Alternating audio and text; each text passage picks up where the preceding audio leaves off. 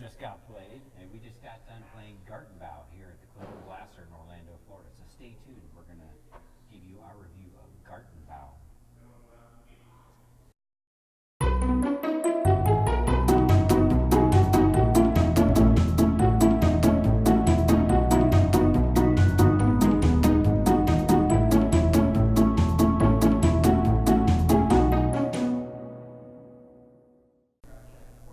Stephen, I'm going to tell you a little bit about how to play Gartenbau. Sounds good.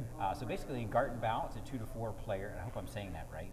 Gartenbau, Gartenbau, I'm not exactly sure how to pronounce it. Gartenbau. But it's a 2 to 4 player game, and it probably takes about, 30, 45 minutes to play? Yeah, I think 45. And basically each of the players is a gardener, and it's a competitive gardening game, so you're trying to grow who can have the most impressive garden at the end of the game. Essentially, the game has a couple of different phases. At first, there's the drafting phase, and you draft these. Each player is dealt a number of these flower cards, and the flower cards have victory point scoring conditions at the end of the game. And in this game, there's basically drafting, a point salad, and tile laying. And tile placement are the key mechanisms for the game. But and then once you have it set up, you've got a marketplace of seedlings, and then you have specific plants, and they kind of built, and they start off they're pretty cheap to get in the beginning. They cost a certain amount of sunlight and a certain amount of water in order to turn your seedlings into the plants, and then and they're also worth victory points or prestige points, I believe, as they call them. Right. And then in addition to the flowers, right? But it kind of cycles back to the beginning with the drafting. The flowers you're going to build on top of the actual plants. So in the beginning of the game, everyone's drafting their flowers, and everyone starts with 5 cards, and then you draft one, and then you pass them all to the left. And there's kind of like a unique. I think it's pretty unique. I as haven't far as seen the it drafting before. Yeah. goes. When it comes back around to you, like on the first pass of cards, you've already drafted one. But you can put it back into your hand of 5, and now you just select 2. And then you pass 3, and then when it comes back around, you add those 2 cards that you previously selected to the hand, so you're starting off with 5 again, and now you're selecting 3. So, like if you draft something crappy in the beginning of the game, you have the chance to get rid of it at any point. Yeah, you can change direction during the draft. It's nice. So, at the end of the draft, you end up with 5 cards, and you select 4 of those, okay?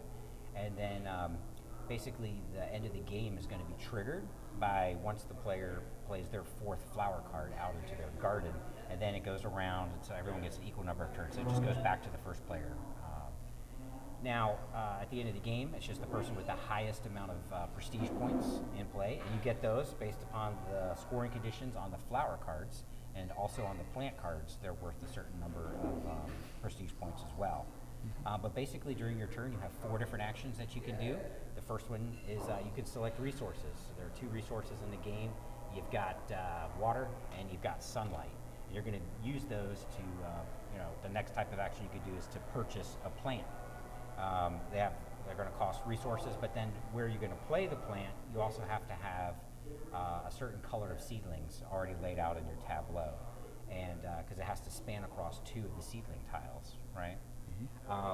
Another action you can do is you can purchase seedlings from the marketplace.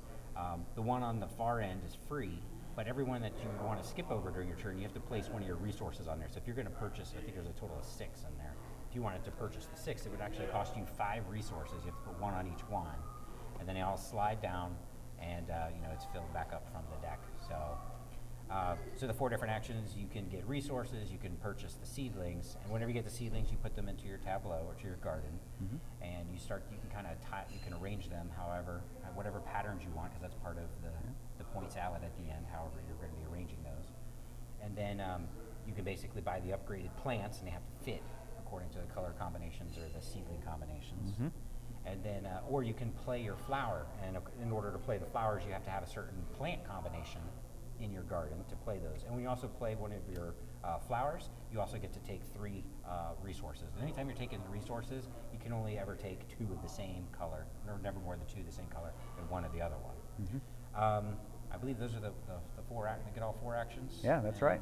And it just goes round robin until somebody plays their 4th flower, triggers that into game condition, and then scoring. Scoring is just the point salad. basically the scoring conditions and however many points you get for the plants. With that, Stephen, what would you say is your favorite thing about Gartenbau? Well, I like tile laying games, and there's kind of a puzzly aspect here where you're trying to get all of your tiles to line up in a way that it matches the different scoring bonuses you have on your flowers. So I liked that puzzly aspect to the game. Yeah.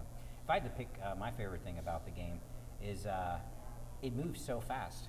Like a lot of times, despite the drafting and the seedlings and everything like that, it was just zipping around. But by the time I could slide some of these cards down in the marketplace, it was my turn, already.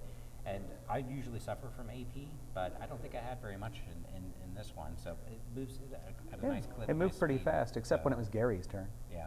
Gary. But speaking of Gary, what's one thing that you didn't like about Gartenbau? Gosh, to narrow it down to one thing is impossible. So I'm going to say 8. Yeah.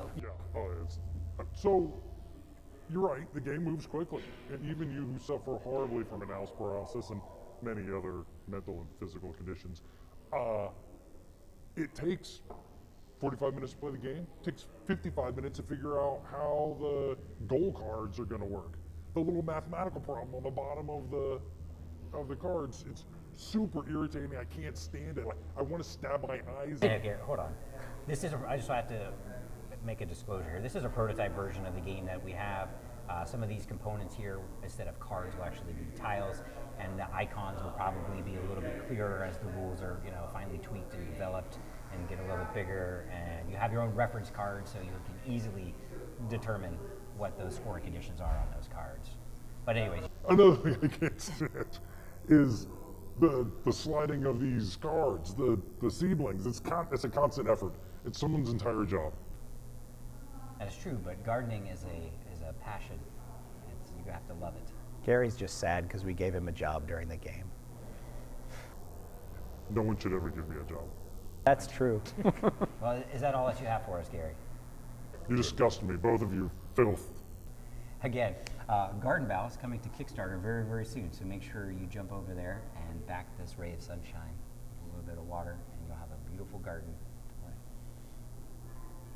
Again, I'm Brian. This here's Steven.